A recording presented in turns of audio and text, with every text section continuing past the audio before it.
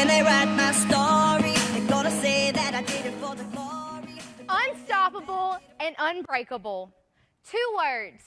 You know the definition, but do you truly know the meaning? You see, because I thought I knew the meaning until one homeless woman changed my meaning forever.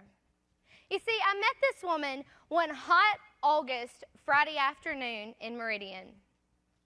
I saw this woman sitting on the street, and if y'all don't know this, I have like a passion for homeless people, so I'm going to help anyone that I see. It's really kind of an issue. I really probably need to get it together, but I saw this woman, and I knew I had to help her.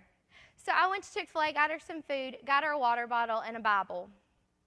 And I got out of my car, I walked up to the woman and set the food down. She didn't even look up when I handed it to her.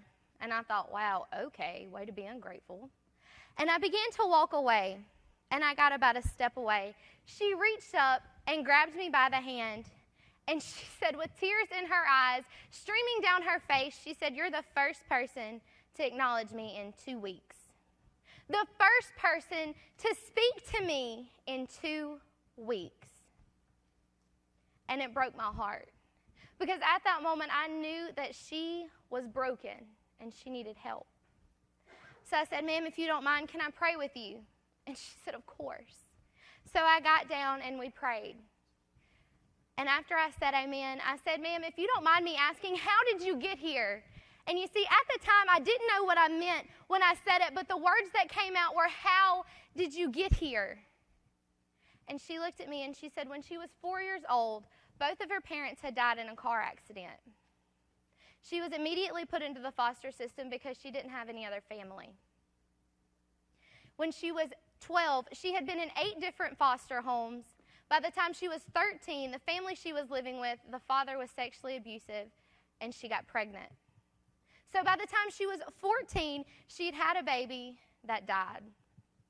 So at that moment, she had no parents, no innocence, and nothing to live for, she thought. So she aged out of the foster system. She was on the street, nowhere to go, no home, no food, nothing. She was stopped. She said, but one afternoon in a gas station bathroom, she looked in the mirror and she didn't even recognize herself. And she said that was the scariest moment in her life, not being on the street or in the foster system, but not recognizing herself in the mirror. She said she began to cry, and she cried harder than she'd ever cried before, because she knew she was broken, she was stopped, she had nowhere to turn at that moment. And then she felt a presence swoop around her and engulf her.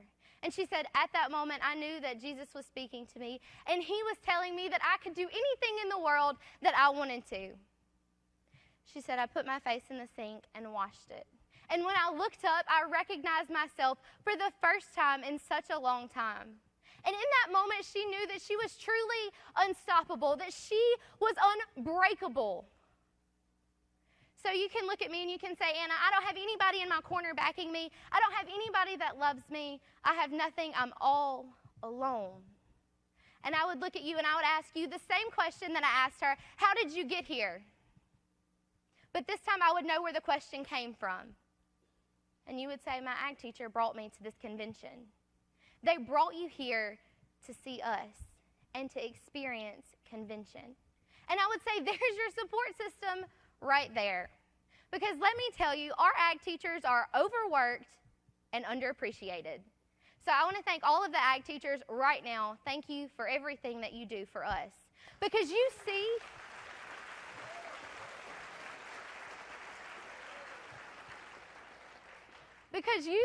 in us something that we don't see in ourselves. Because I can promise you this, I would not be on this stage with the gold chain on my hip if it wasn't for my ag teacher, Tony Buchanan. Because she pushed me to do great things and to be the best person I could be. Because she saw a fire in me that I hadn't recognized in myself. Because she believed in me. She knew I was unstoppable. Just like your ag teachers know that you're unstoppable. So you can look at me and you can say, but life is hard, it's difficult, and I don't know how to get over it. And I would look at you and I would say 5 words that truly changed my life. Life, at best, is difficult.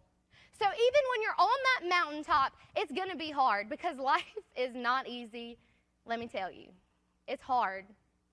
But 5 words, life at best is difficult. So Mississippi FFA, I challenge you to do something great, to be the best person you can be, and remember, always be unstoppable. For the fame, yeah, I did it for the